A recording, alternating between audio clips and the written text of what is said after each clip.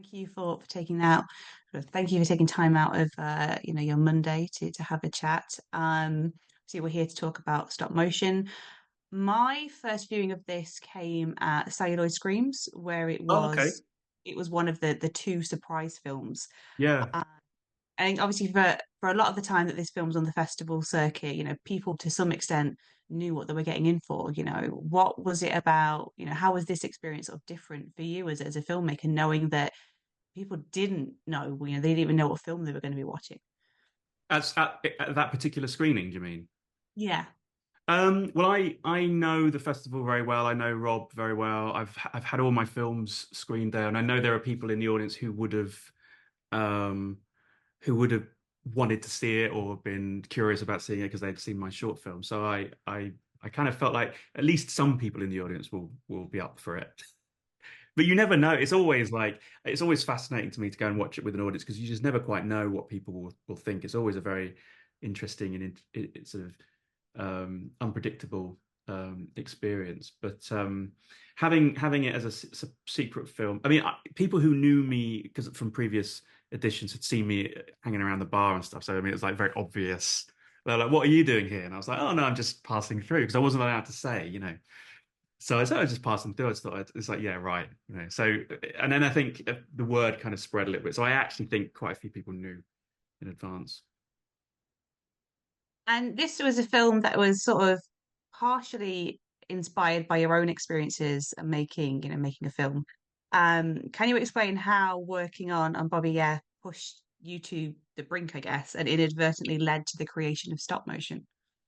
It was two things. It was the first thing that came was I just thought because I've done so much stop motion animation, I just thought this would make a good psychological horror film to actually make a film about a stop motion animator. I'd never seen that done I'd never seen a character depicted on screen who was a stop motion animator. So I thought, so that excited me. It's like, well, that's an interesting idea to make a horror film, a psychological horror film about that.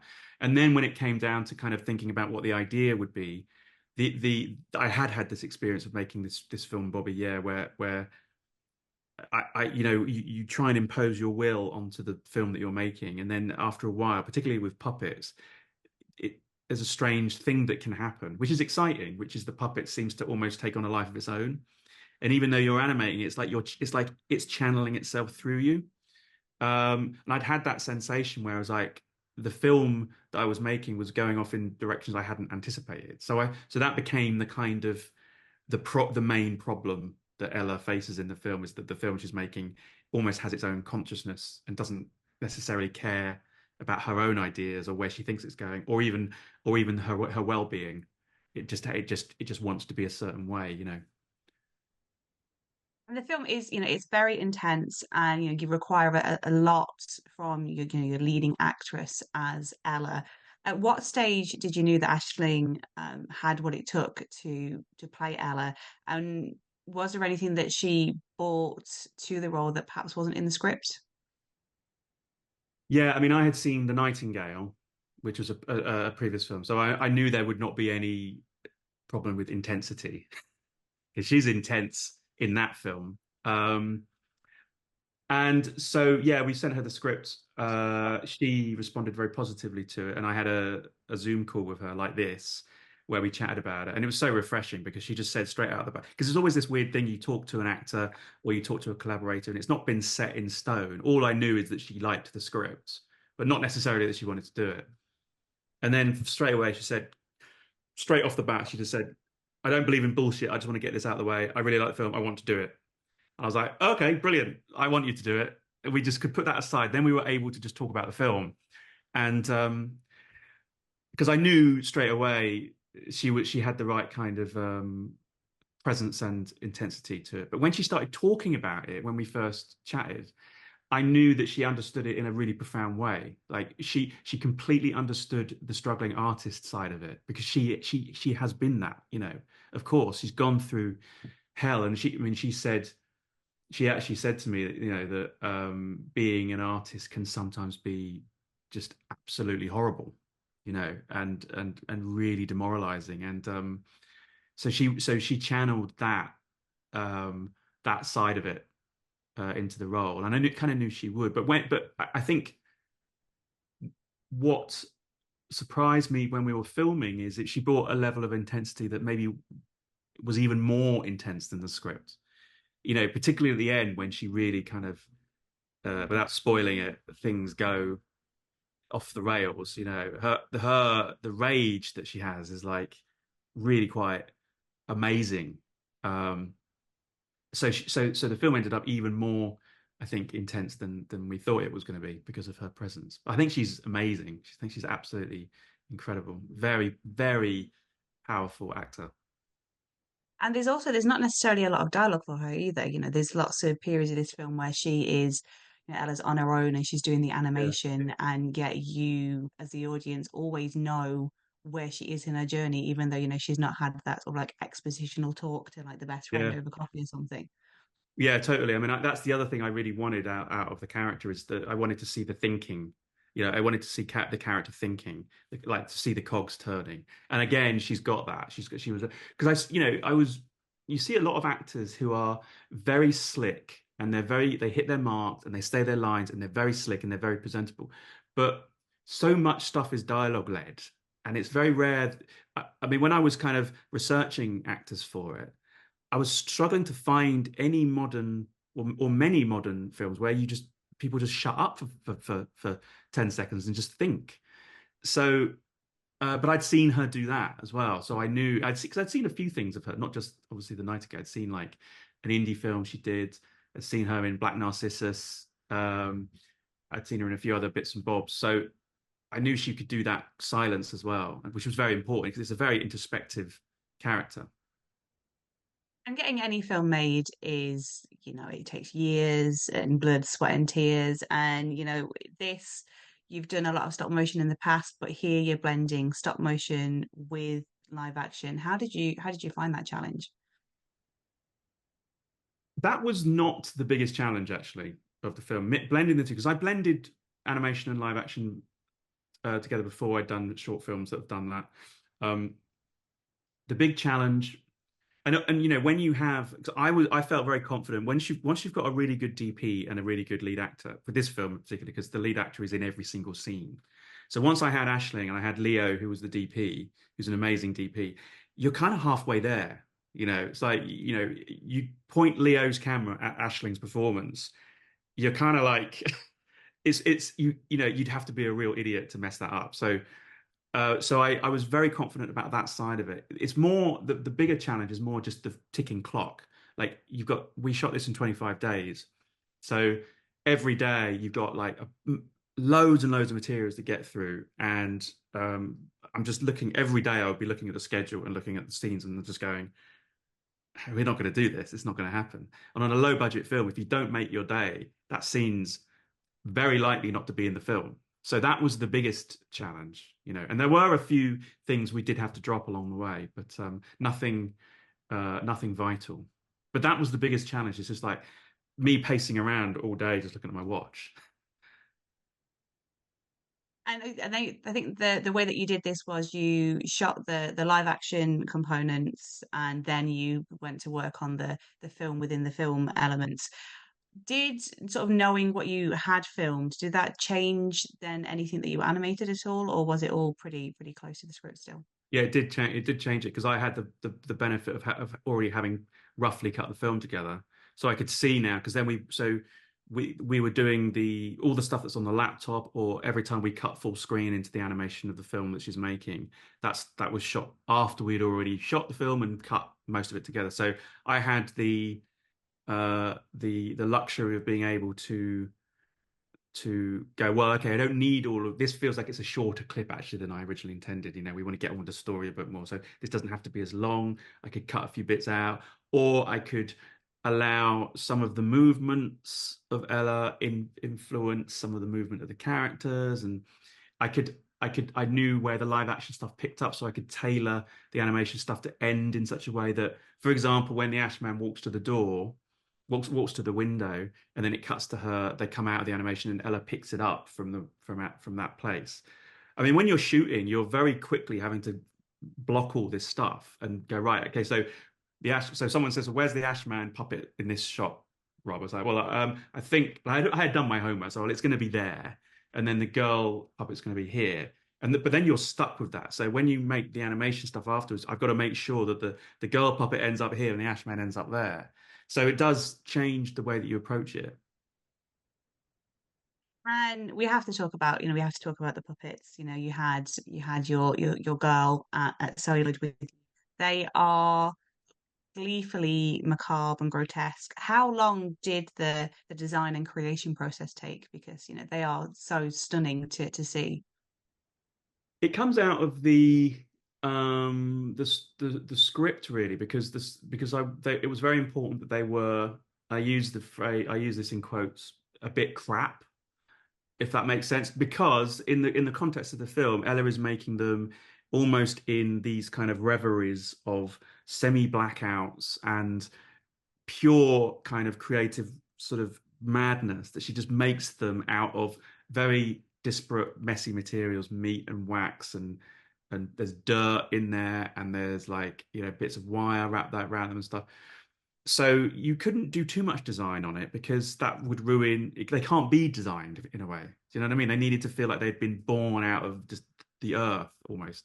So I worked with Dan Martin, and when they were sculpting them over at his workshop, I would go over there a lot, and I was really hands-on with the sculpting of them to make sure that they had just the right balance of feeling crude and crappy, but not crap in a crappy sense. Do you know what I mean? Like they had to strike the right balance between being. I certainly didn't want them to be slick or too designed. They had to be, But Dan's great at that because he just uses raw material very instinctively. I mean, the Ashman suit was the same. It wasn't too designed. It was just layered. You just put stuff together and layer it until you arrive at something. So in a way, they were sort of made in a kind of analogy of how Ella made them, messily. And how does it kind of feel, knowing that, your children are terrifying people, that they're, keeping people up at night? Good. I hope they're creeping into dreams and haunting people and unsettling people. I mean that's the intention. So hopefully, yeah, they stick in people's minds. I did a rewatch with my husband. It was his first time watching it, and he was not a fan of the girl in particular. There was just something like a little off for him. So it's definitely got that, sort of, which is like you say, it's what you want from a genre film. You want something that's gonna unsettle you. I think it's because it's like I see a lot of genre films where things are too designed, where the monster is like and there's just a lot of cliches. And you see it, it's like you know, it's like the demon look or the I don't know the creepy doll look or there's a generic kind of look now for these things, and I feel like some people would instinctively just go to that, and I think it's important to try and mark things out as being a little bit more distinctive and try because I think there's so much like I'm a child of like the 80s, and I one of my biggest sort of influences growing up was and you may not remember these, but do you remember the Pan books of horror? Hmm. Cheap paperback collections of horror stories that Pan books published. But the thing about them is that they had these absolutely terrifying covers. And if you look at those covers now, just do a quick Google search for Pan books of horror and look at those covers. Some of those covers are absolute nightmare fuel. They are absolutely terrifying, and they really stuck in my head.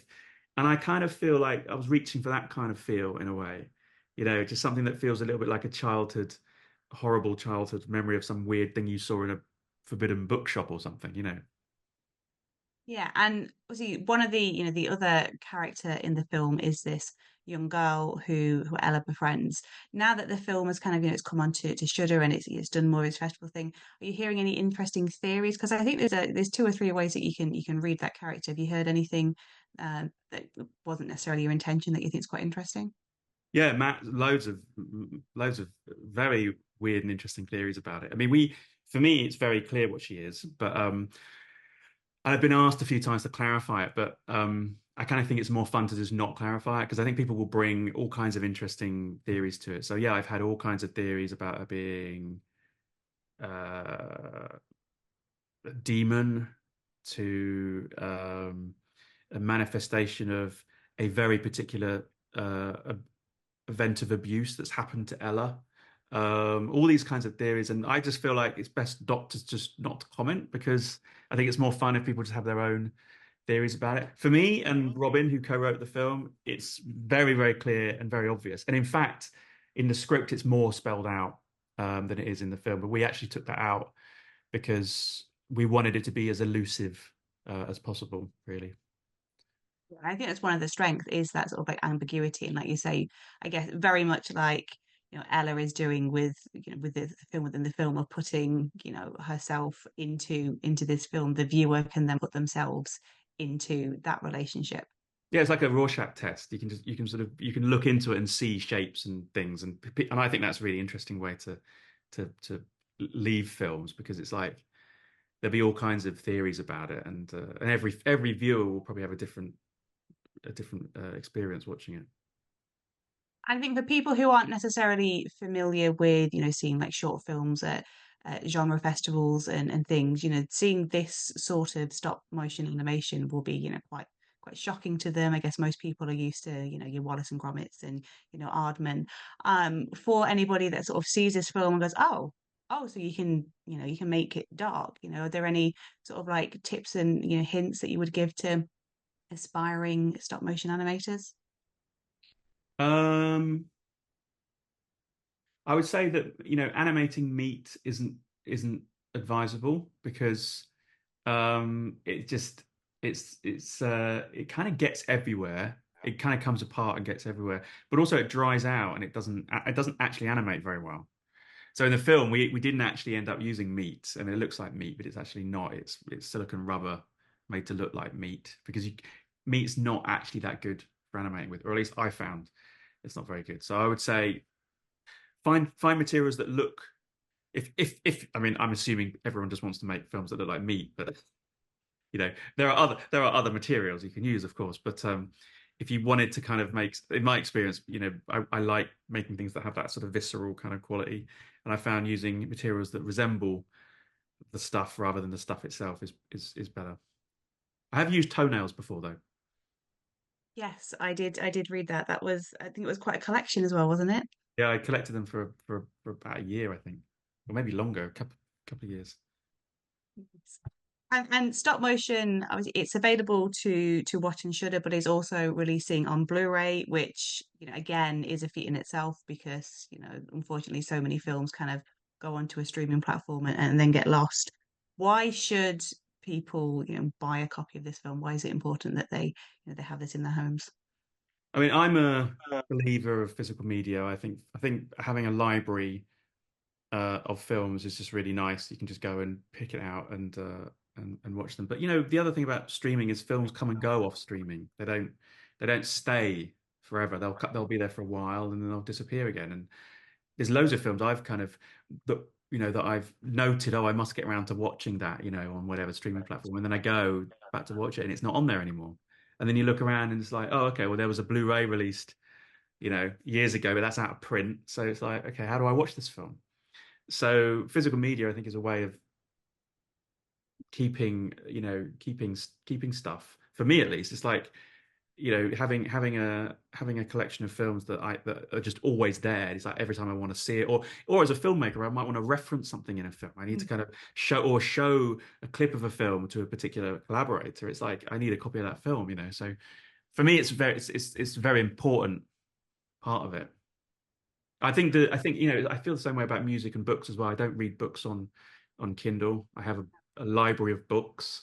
I have a library of records. I listen to them, and it's for me it's part of the process, the ritual of consuming the art is by having the thing that the artist intended. Which you can kind of properly interact with. I think clicking on a mouse or something, it's just not the same, or clicking on streaming. Also, the films don't look quite as good on streaming, I have to say. The streaming quality is not that great.